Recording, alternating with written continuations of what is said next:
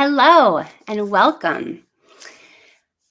I am Marissa Lavin, for those who don't know me yet. I am a mom, I am a homeopath, and most importantly, I am a curious human who continues to free myself and my family from fear-based stories by reconsidering everything I thought I knew through this beautiful lens called Syntropy. And I am so ready to just dive in. I'm super fired up tonight, you guys. So last conversation, last week, it was a nice warm up. But now that I am not only warmed up, I am fired up. I am going to take on societal topics and run them through this lens called Syntropy. And just to recap last week's conversation, when I say Syntropy, I am talking about nature's way. As I see it, it's God's way. And it's a perspective that's powered by the energy of love, where fear is an illusion. And fear-based phenomena, whether they're challenges or ideas that come out of a fear-based energy, they are not real. And in Syntropy, they serve a purpose to bring us back into harmony with love. So this is a big topic that we're tackling tonight. We're going to flow with the topic of illness and disease, running them through Syntropy, and we're going to see what nature says about it, about the topic. And I do actually want to run this topic for a few weeks because I see it tonight. We're framing this this space through which we're going to view illness, and then we can kind of get into more specifics. But this is just the general overview of what illness looks like when we look through Syntropy. And I love this stage of learning because it's on the foundational level. It's like the essence level. So instead of getting into the details and facts and kind of talking over the topic, we're really going to run it through from the base and then kind of build from there. So I have my passion meter turned all the way up last week. For those of you who watched last week, I was a little bit of a gentler, softer version of myself. And tonight I'm super excited because I'm getting right in.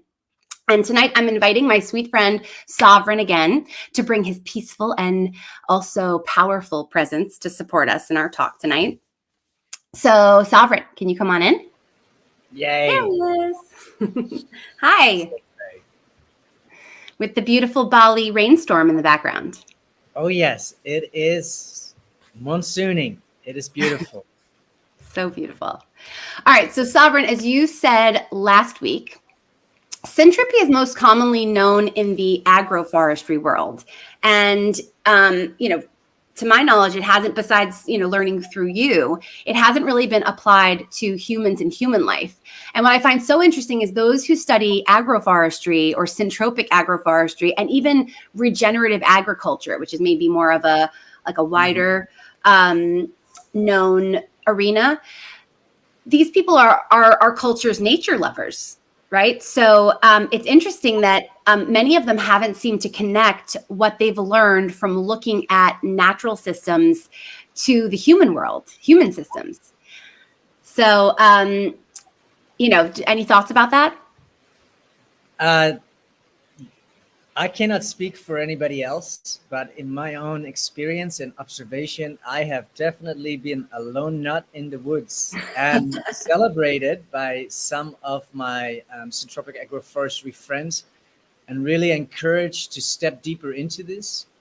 And it's been something that has been part of my predisposition to be really community orientated, I used to call myself a social permaculturist. I wasn't so much into permaculture. I was more into how do we apply this to our human ecology, to our community structures and fabric of our human civilization, because I kind of known for quite some time that something is out of whack with how humans are doing life. And so the answers that I discovered by applying the principles and the understandings and the inquiry into nature and into life, by applying that onto human nature and therefore also life, because I've found tremendous insight and calm as well, because a lot of answers have been found. And yet at the same time, it's like feeling a little bit isolated, which has been really quite funny. And maybe that's been a story that I've been telling myself. But I haven't heard a lot of people taking the syntropic lens and viewing the topics that you are addressing and that we have been addressing through this format, which is a whole different way of really looking at life, but also doing life. Absolutely. And you know what's interesting to me is that essentially we're looking to nature for guidance. And I think that, humans are part of nature, at least as far as I see it. But, I recently quoted in one of my blog articles, I quoted Oxford Dictionary's definition of nature, which is very interesting when you examine it, because it says roughly that all nature involves all the physical or the physical phenomena of the natural world as opposed to humans and human creations. Like I promise, like you can Google it. And so nature's definition, according to Oxford Dictionary, excludes humans. So no wonder you feel isolated, and we haven't, looked at our lives through nature's lens. We have, at least in this particular definition, we've put ourselves in opposition to nature. Mm-hmm. So I feel that is very telling. And then, so you guys, Sovereign is going to hold a space for us tonight as our nature connection. You okay with that, Sovereign? I'm totally happy to perform my role and my function in that way. So great. Okay, awesome. Awesome. You have so much experience connecting with nature and the idea of syntropy, applying it to human systems. And I just feel like you're our relator, our validator. And, I'm going to look to you to bring natural concepts and nature's mechanics into a new way of relating to illness is our topic tonight. So, and then what's interesting to me and exciting to me is that in this age where we are relying and looking to health science and health authorities, that, the world that I came out of, it's so refreshing to have another reference point, and, one that has been operating far longer than humans and our science has, and who offers this observable, personally testable source of information to guide our perspectives and even our health actions without interference from maybe energies that are not aligned with love, like greed or deception or the energy of control. So, all right, so let's dive in. So we're going to reconsider the story of illness and what it is. And so I learned from you, Sovereign, one of the driving principles of syntropy is this. And it's so beautiful. This is one of my favorite points. And if anyone is taking notes tonight, this is one to write down. That everything in life is performing a function with purpose. So I want to take a moment to do something a little different right now. So for those of you who are watching, many of you who are watching tonight are familiar with me and familiar with this perspective, maybe watched the video from last week. But for anyone who is new, who is not familiar with this, I wanted to just honor that. And I want to invite you to take a minute and close your eyes and breathe in through your nose and out through your mouth, relaxing your body. And just keep your eyes closed and contemplate this phrase again. Everything in life is performing a function with purpose. Everything in life is performing a function with purpose. And then I want you to keep your eyes closed and consider illness in life is performing a function with purpose. So now you can open your eyes. And before I dive into my perspective on this, I want to honor for a minute what that idea triggers in you. How do you feel upon hearing this? Do you feel uplifted and energized? Do you feel excited and curious to learn more? Do you feel frustrated and doubtful, or maybe even terrified? Do you find your mind flooded with specific fears and insecurities? Do you already have thoughts running? Whatever you're feeling, I want to honor that. And in this space, there is no right or wrong, and there is no judgment.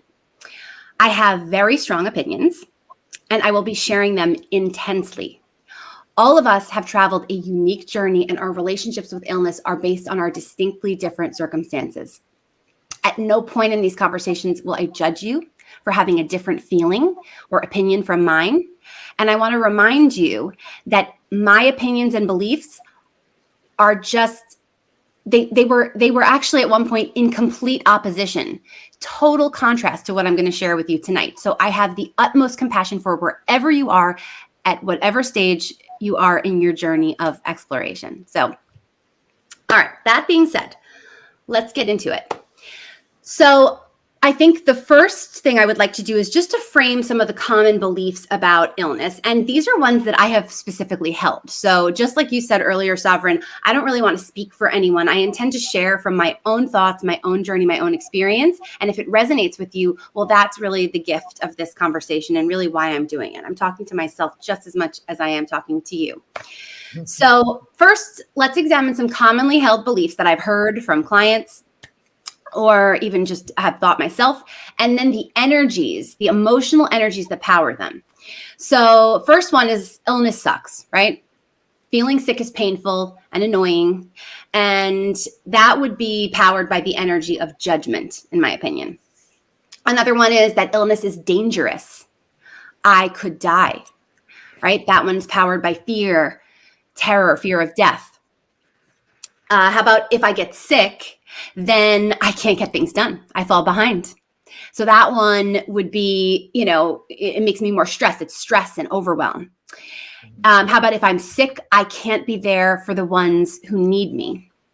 So there's over responsibility right there. Definitely felt that one. Feel free to raise your hand too, Sovereign, if you felt any of these.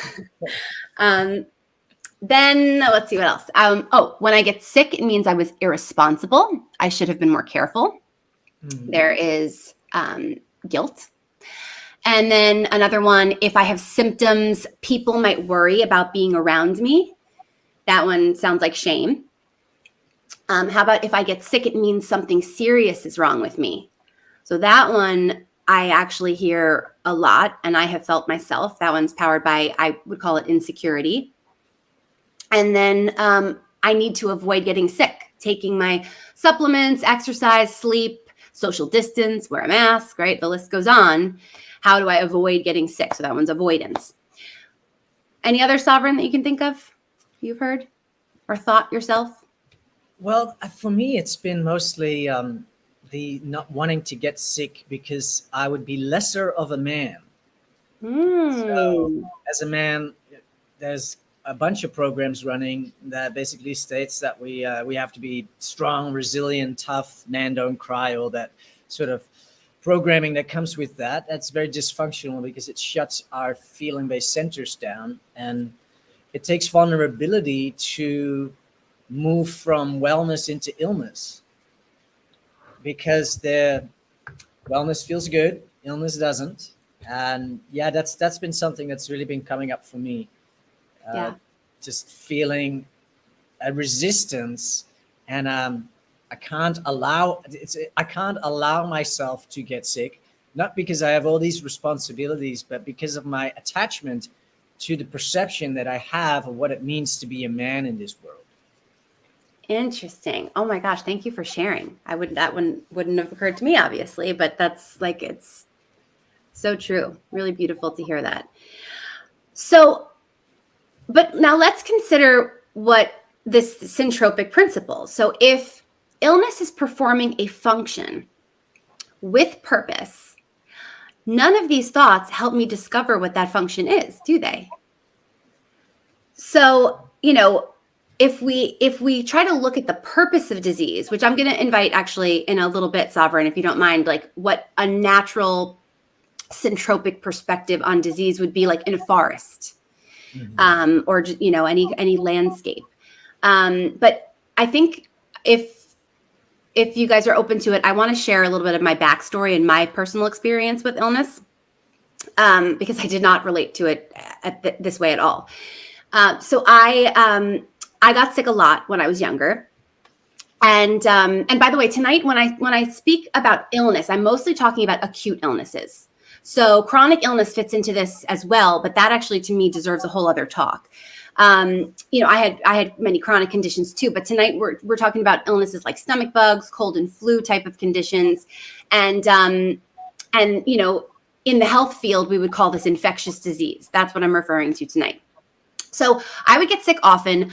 On the upside, I could maybe stay home from school, but the downside was I felt awful. And there were many beautiful experiences I missed out on. I remember there were even family vacations sometimes that I would, my family would be out having fun and I would be stuck in the hotel room, in excruciating pain with like an ear infection or something. That happened a lot. And I was always worried. Even into my adulthood, I got sick frequently, and I was always worried about my health. I was actually a hypochondriac. I was pretty paranoid about it. And, once WebMD became a thing, that was not a good thing for me. And, it always felt like I believed there was something deeper wrong with me. And I didn't want to know it, but that was the operating energy going on. And the thoughts were really stemming from that deeper place and a deeper awareness. So I chose to go into the health field actually to take charge of this part of my life. And I chose public health as a master's degree because rather than being a doctor or a practitioner, I wanted to study disease and understand more about it. So, what was interesting was much of what I learned in my graduate degree actually just strengthened all of my previous, preconceived beliefs. And I didn't really find anything new, lots of information and perspectives, but the driving beliefs were really the same. According in public health, illness is to be avoided.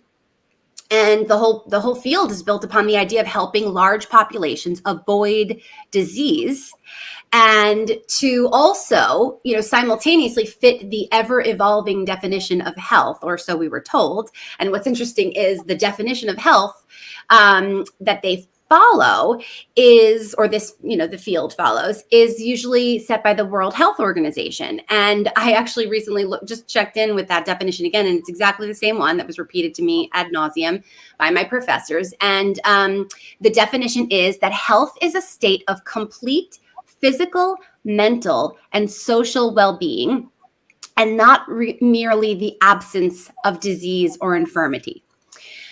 So, nice thought, right?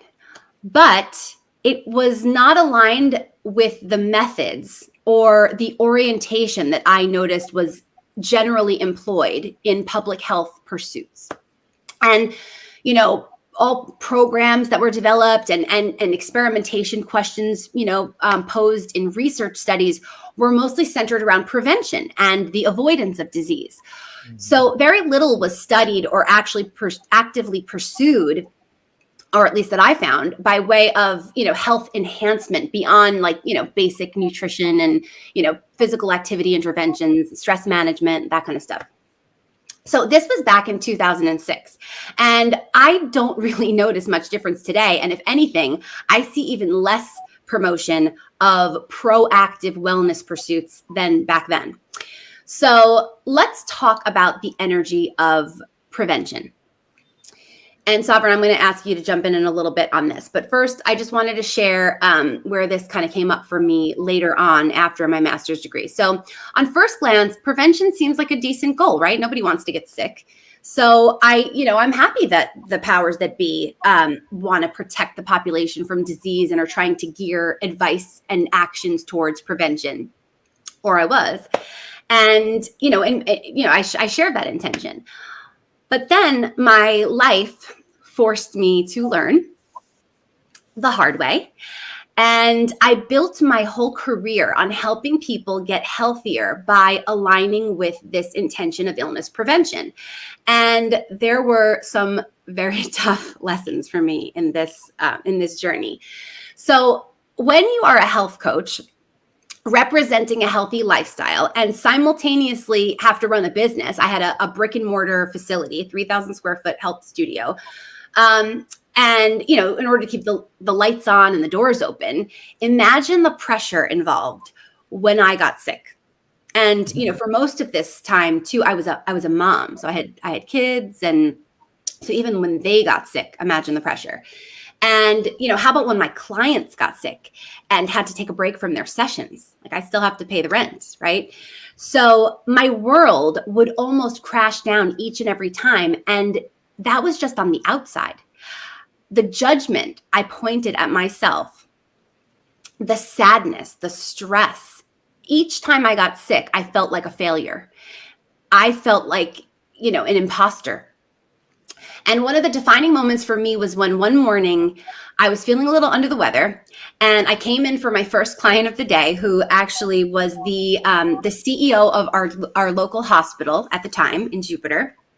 And I was drinking bone broth. And he looked at me with disgust and said, Marissa, I drink Diet Coke every day and don't even do a fraction of the things you do for your health. And I never get sick. And, we laughed. But honestly, that conversation that haunted me for a long time, because he was right. He was absolutely right. I supposedly took better care of myself. I did the right things, and I was sick more often. He was never sick. So, or at least in the time that we worked together.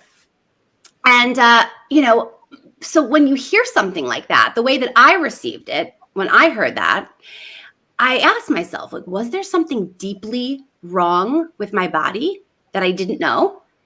And, it's so interesting to fast forward to now, because if I asked that question to myself as if I held space as a coach for my former self or my older self, I would say, my younger self, actually, I would say, well, how would you ever answer that question? Is something deeply wrong? If you're so busy preventing, screening, judging, and treating the body's symptoms, but never listening and hearing, how can I learn of the function? What is function? It's basically job, task, performance, right? Mechanics. How could I learn what these symptoms were trying to express if I spend the majority of my focus trying to prevent them? It's like stifling a message without receiving it and learning from it, right? So, before I keep going, Sovereign, you want to hop back in? Yay. So any thoughts on this? Yeah, no, I can so relate. And I think that many people can relate to the different orientations that we haven't actually really questioned before, in terms of just not wanting to get sick, which is ultimately we would say maybe a justified fear-based orientation. I found myself always kind of at the too late point, recuperating or oh shit, I'm about to get really sick. And so a lot of it is from human ecology's perspective. We've taken health or our well-being as something unconsciously for granted. And we go into a state of self-shaming or self-loathing, or it's something's wrong, so we go into judgment when we move into illness, without there being a predispositioned open curiosity and inquiry as to what is my body trying to tell me, other than you haven't been resting enough, or you've been doing too much, or really sitting in the softer space within ourselves. And in that curiosity is something that I never learned until I studied syntropic agroforestry and been able to have a fresh look at illness and disease, or dis-ease. It's a fascinating approach to life that brings in new perspective and allows us to see what's actually really going on. Because for me, it is all messages and information that when I am willing to listen to it, I can gain great insight into what this underlying, the originating place is, as opposed to treating, as you say, the symptoms. Right. And so as I'm looking at the time, I'm realizing that maybe I had some questions coming from nature that I might quickly pose, but I would love to take a deeper dive into this with even specific questions from you guys. Like if you want to comment, I'm pretty sure you can see that, Sovereign. I'm not that well versed in this yet, where I can see that. But if you guys want to comment with questions for us to explore, but I wanted to just share, about something that I noticed in my neighborhood that reminds me of a talk that I heard from somebody that I became acquainted with, or whose work I became acquainted with through you, Sovereign, Ernst Goetsch. Am I pronouncing his name right? Ernst Goetsch. Pretty good. So, correct me, please. I don't want to butcher it. Ernst Goetsch. Ernst Goetsch. So brilliant, like forerunner in syntropic agroforestry, right? I guess he's considered to be the father of it. Yeah. So he was doing a talk, and or I think it was one of his mentees, and somebody asked about his trees and his. So he built this beautiful. Actually, why don't you just do a quick introduction? You'll do a far better job than I. Who he is. Ernst Goetsch has been a student of nature and life for a very long time in Brazil, and he successfully revegetated, reforested a huge area in the district called Bahia. And what he witnessed through the process of, I think it's now about 35 years of taking an extremely degraded landscape that was entirely depleted of pretty much everything because it was just logged and strip mined.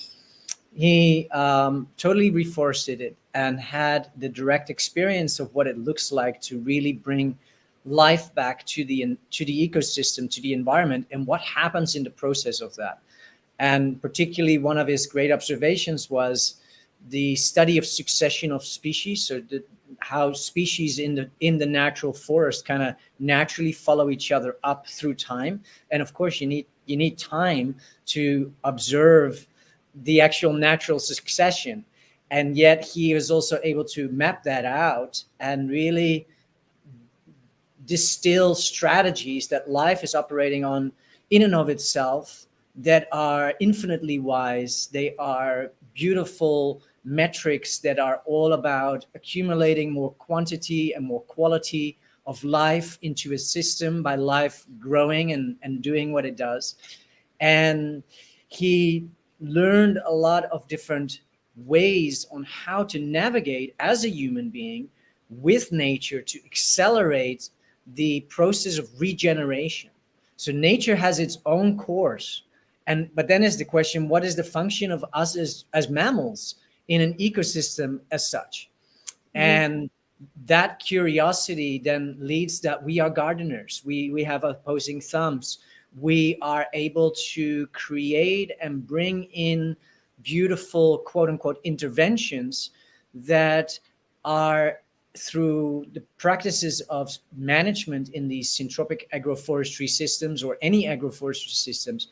Humans are able to facilitate acceleration of life processes, which is a really beautiful function for an animal such as ourselves to kind of start exploring and embodying, because then we're really working with nature as opposed to working against nature. And so this syntropic orientation within syntropic agroforestry is all about finding our place in nature, in the ecosystem, as a contributive factor that allows for the regeneration of landscapes and environmental ecology to thrive more by us working with it. And beautiful. He's just been phenomenal in both writing essays and papers, more in a kind of academic sense about this, to share his study and his observations. And it's now going around the world. It's traveled to many, many places. And it's a beautiful, beautiful methodology and a life's orientation where we see ourselves as part of nature again, as opposed to being a part of nature. Right. Apart from, opposed to. right? Like Yeah. Oxford Dictionary says. And that's interesting because, I think about intervention, and, a lot of, public health campaigns are called interventions, right? So there are medical interventions, right? So in illness, it sounds like there's syntropic interventions, and then, that work with a regenerative process. And then there are ones that work against, right? That work against nature. So if, in syntropy, and I talk about this all the time in my healing practice, it's all over my website, is that the body heals itself. It has mechanisms to heal and bring itself back to balance. And while they can be uncomfortable and maybe feel dangerous at times, when they actually can be helped by, just like you said, showing up as, other humans, showing up as, gardeners or caretakers to support and help the process, and but always as a student of what is naturally there. That's what comes to me when we're reconsidering illness through Syntropy's lens, that the illness could actually be performing a function with purpose. And so this particular lecture, where I saw this student of Ernst talk about this particular fungus that had spread from another forest, and I believe our next talk perhaps will be on the spread of illness through Syntropy's lens. I would love to tackle that one, and I'm going to get into, really get more into the nitty gritty of my opinions there. But in this, just for this talk, he said that, so somebody brought it up that I guess this fungus had made its way into this particular group of trees on the outside of his property. And the students said, oh no, well, what Ernst says about that is that particular fungus wasn't caught. It was invited. It was invited to the branches of those particular trees that needed pruning, that were no longer serving a function with purpose. And so as I have been running illness for some time now, even before the last 2 years, had been running illness through a very different perspective, like trying to see, well, what is, like, just to objectively witness it, not assume that I know, because I still don't know. I can only observe. But if I can observe without judgment, without jumping into the stories and beliefs, and I can detach myself from all those stories that we mentioned earlier, then I can develop a new way of objectively looking at it and perhaps learn from it.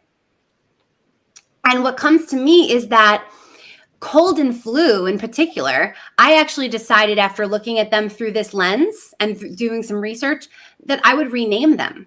In my house, we don't call them cold and flu anymore. We actually call them updates. So we actually call them updates of the system. Sometimes I'll call it a detoxification and remodeling event. And it's very cute because I have some clients. Some of you guys might be on here, so feel free to shout out if you have started doing this, because I've heard some of you doing this, that instead of saying, oh, I'm home with the flu or cold, and rushing out to get it officially diagnosed, instead of resting in bed and maybe listening to the body and caring for yourself, you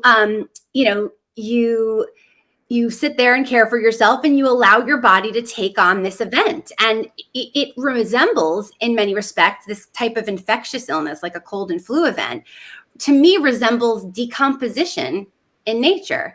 And when we dive a little bit further into kind of the microbial roles, so like the unseen players in nature and in our bodies, I think this starts to make a lot more sense. So I'm introducing it tonight. One other thing I wanted to ask you, Sovereign, before we go is, where do you see prevention in nature? I was thinking through this today, and I couldn't really come up with something myself. So I'm curious if there is a role or an example. Prevention is not on, well, if nature had a mind like humans do, it would unlikely get corrupted, because it's nature, and it's operating in a natural frequency, in a natural orientation. It is wired for collaboration and symbiosis, and the intricate belonging to the larger macro ecology as a contributive element, and in contributing as much as it naturally is wired to do. It receives all the beneficial components that it requires to give expression to its life. So the underlying frequency that could be probably best named in witnessing what that would sound like is all of nature operates on love. And so the idea of prevention requires you to have a presupposed idea that something could come in and harm you or slow you down, or and that would be a bad thing. And so this is the good and bad, right and wrong. And in nature, that doesn't actually exist. And actually anywhere in the universe, it is a perceptive belief or an attachment to a series of beliefs that would give us to say, well, that is wrong. And that has to then do with values and norms and what we as a culture have agreed upon, what is right and what isn't right. And so, but in nature, where those agreements as a social understanding haven't been needing to be written in law or into law, is because there's just love. And so prevention is not there.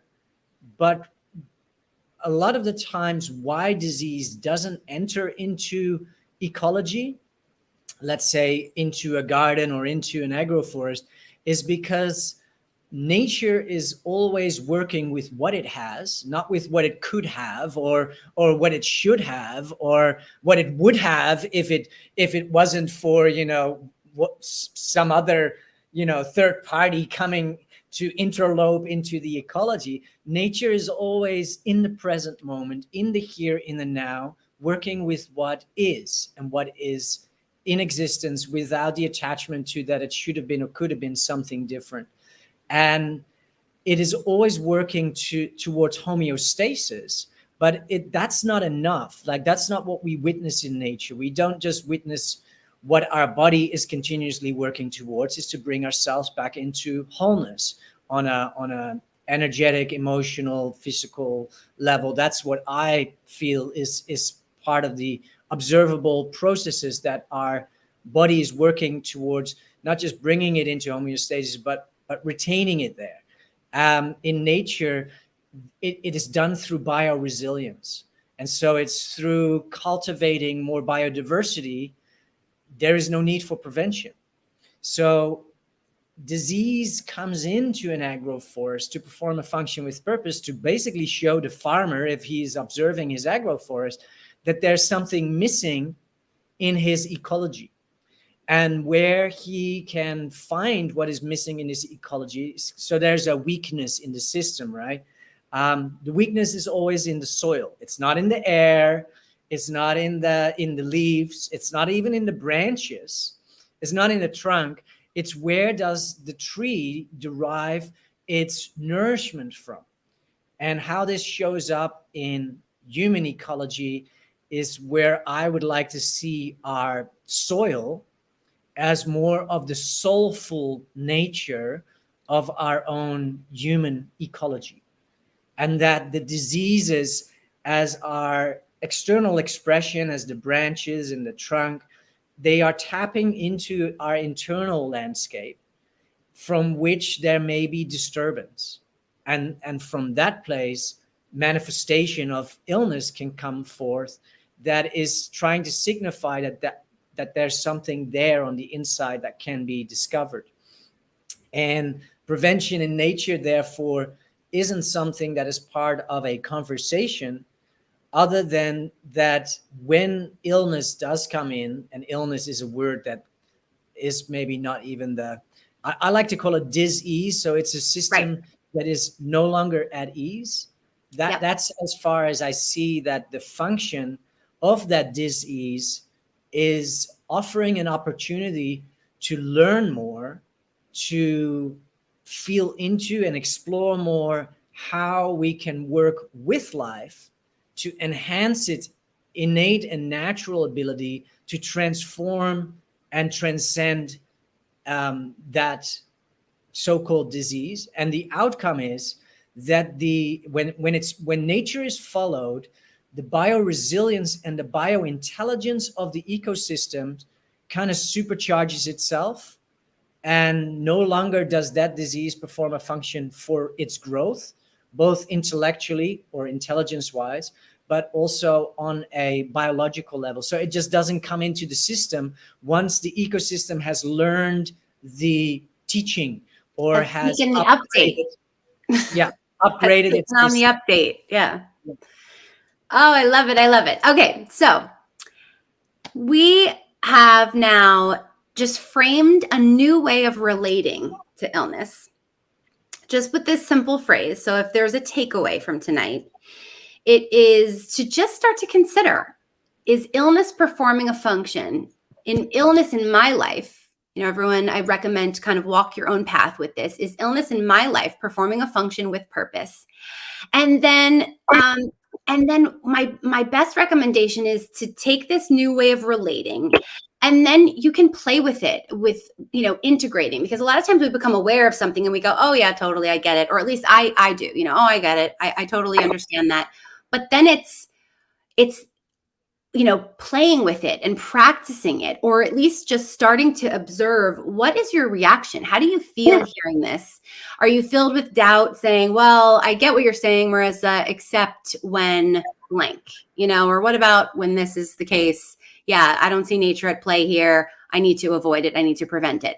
Like what's coming up for you? And with no judgment whatsoever, I'm interested to just maybe even hear about, you know, if you just jot down, what are the thoughts that are stemming from these emotions? Because we've got a lot of emotions at play. If I go back, we've got shame around illness, we've got judgment, we've got fear, we have overwhelm, over responsibility, insecurity, and guilt. So these are powerful energies. And the way that I look at emotional energy, it's like notes on a scale. And, you know, you can take those notes and you can make them into, you know, many different versions of songs. And then those songs can have unlimited possibilities of the lyrics that can be put to those songs. Thoughts are, in my opinion, stories. And there are bazillions of them. Like, it's unfathomable how many different thoughts can stem from these emotional energies. But I truly feel, and I have found in my own experience, that they are powered by these energies.